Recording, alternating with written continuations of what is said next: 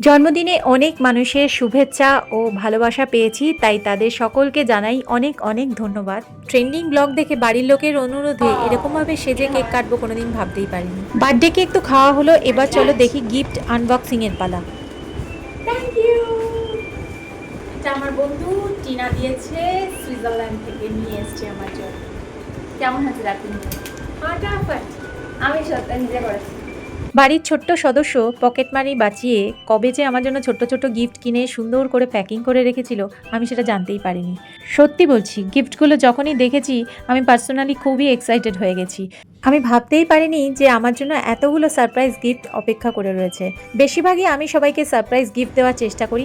খুব সুন্দর কালারফুল একটা টপ কিনেছে, এর সঙ্গে রয়েছে নানান টুকিটাকি জিনিস,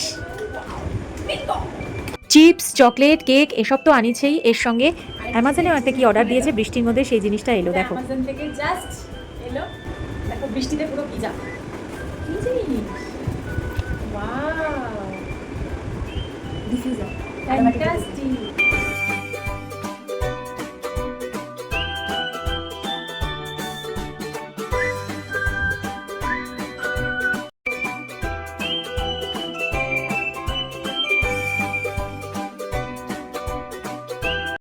আর এইটা আমার সুইজারল্যান্ডের বন্ধু। আমার এই বন্ধু টিনা অ্যাডভান্স গিফটটা দিলেও আমি আনবক্সিং করেছিলাম বার্থডের দিনই। যে কোনো কসমেটিক আমাকে খুব অ্যাট্রাক্ট করে। কি সুন্দর সব কিছু রয়েছে, দেখে আমার বেশ ভালো লাগলো। আমার বন্ধুটি এত দূর থেকে সুইজারল্যান্ড থেকে মনে করে আমার জন্য গিফট নিয়ে এসছে, এটা ভেবেই ভীষণ আনন্দ হলো। কেক কাটা হলো, কেক খাওয়া হলো, কেক মাখামাখি হলো, এরপর দুই পরিবার মিলে একসাথে হই হই করে ডিনার করা হলো। কিন্তু ডিনারের সময় যেহেতু কাজে ব্যস্ত ছিলাম, সেই ভিডিও আর তোলা হয়ে ওঠেনি। পরের দিনই আমরা দুজন আবার শপিং করতে বেরিয়েছিলাম। ও প্রচুর শপিং করে নিয়ে গেল এদেশ থেকে। এরপর আমি ওকে নিয়ে গেছিলাম তন্দুরি হাটে বিরিয়ানি খাওয়াতে। তন্দুরি হাটের মাটন বিরিয়ানিটা অসাধারণ ছিল, সেই সঙ্গে নিয়েছিলাম চিকেন চাপ। তোমরা যদি কখনো তন্দুরি হাটে যাও, অবশ্যই এই মাটন বিরিয়ানিটা ট্রাই করো। যেমনি সফট তেমনি জুসি, এটা এখনো আমার মুখে লেগে আছে। এক কথায় অনবদ্য ছিল, আর প্রাইসও খুব বেশি মারাত্মক কিছু নয়। তো বন্ধুরা, ভিডিওটা কেমন লাগলো? ভালো লাগলে একটা লাইক দিও, আর যারা আমার চ্যানেল সাবস্ক্রাইব করোনি, চ্যানেলটা সাবস্ক্রাইব করে দিও। সবাই ভালো থেকো, সুস্থ থেকো। আজকের মতো টাটা।